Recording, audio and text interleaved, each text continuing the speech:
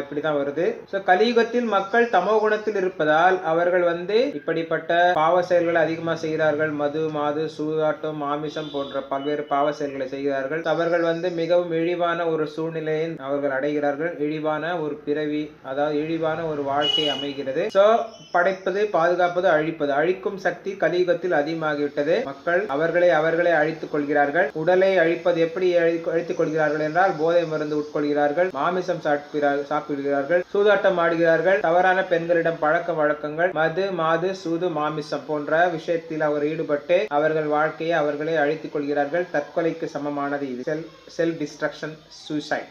பகவான் விஷ்ணு நம்ம அனைவரும் பாதுகாப்பதற்காக ஹரிநாமத்தை அவரே தொடங்கி வைத்திருக்கிறார். ஹரிநாம இயக்கத்தை தொடங்கி வைத்திருக்கிறார். ஹரே கிருஷ்ண கிருஷ்ண கிருஷ்ண ஹரே ஹரே, ஹரே ராம ராம ராம ஹரே ஹரே.